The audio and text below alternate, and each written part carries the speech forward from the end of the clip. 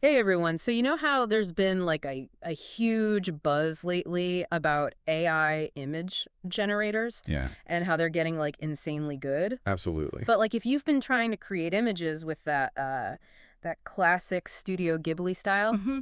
you might have noticed something's a little off lately. Right. Like, it used to be so easy to just, like, whip up these beautiful Oh, scenes, yeah. like, straight out of a Miyazaki film. Totally. But now it's like, it's not quite working the same. Yeah, you hit a wall. Yeah. And that's what we're diving into today. Right. We've got this script here that breaks down uh, why exactly this is happening. Okay, cool. So you can, like, get up to speed on the whole thing. I'm interested. So, Yeah. basically, what's going on is this whole thing about copyright protection. Oh, really? Yeah, so it seems like these AI image models, uh, they're starting to put in these safeguards Okay. to like prevent people from creating images that are too similar to like Mhm. copyrighted stuff. And the Ghibli aesthetic is like a perfect example. Makes sense. It's like they don't want people just copying that style. Right. So it's not like a glitch or anything. It's like a deliberate change they made. So they're being careful. Yeah, exactly. Okay. And the script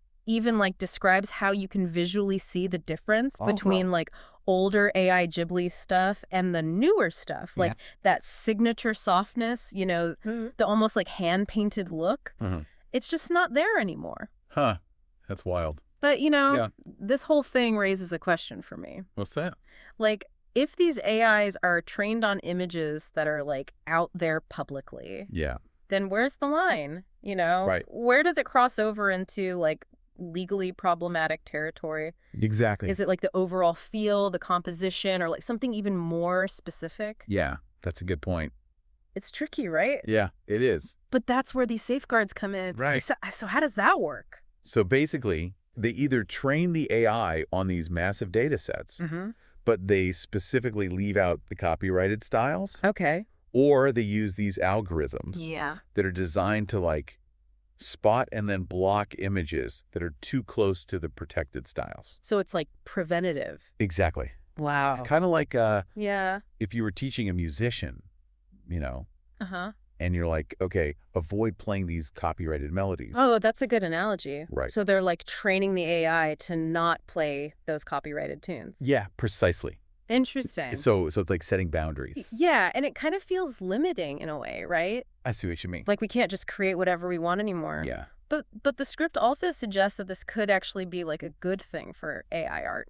Oh, really? Yeah, like it's not the end. Yeah. It's more like a new beginning. So like an evolution. Exactly. It's pretty cool. Yeah, it's pretty exciting actually. In what way? Well, it's pushing artists to explore totally original styles. Like they can't just rely on copying existing stuff anymore. Makes sense. And we're seeing like a rise of these custom AI models Oh. where artists can actually train an AI on their own work. So it's personalized.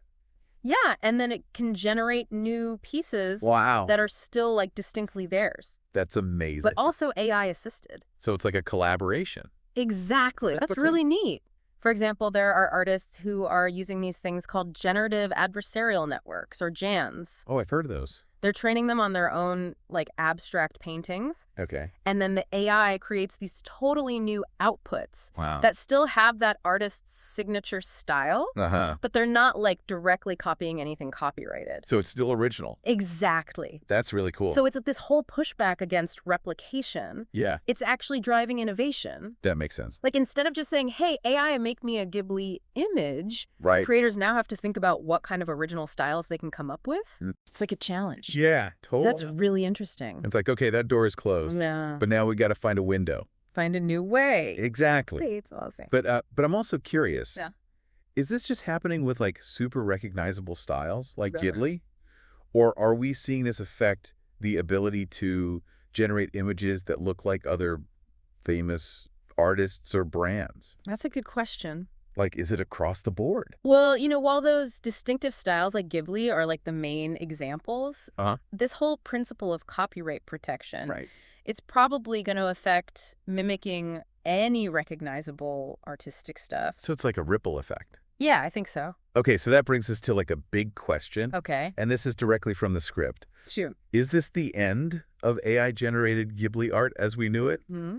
Or is this like the start of a whole new creative movement. Wow. Like one that's powered by AI, but focused on originality. That's a great question. It really makes you think, right? Yeah, it does. Like, what is the future of AI art and Exactly. how will copyright shape it? And like, what even is original art anymore? Right, like in this new world where AI can create almost anything. It's mind-blowing. Seriously. It's a lot to consider. Totally. So, yeah, Yeah, definitely something to keep in mind as you're exploring all this AI art stuff. absolutely. Thanks for joining me on this deep dive. This was great. It was fun. Really fascinating stuff. I know, right?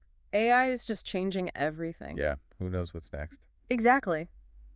All right, until next time. See ya.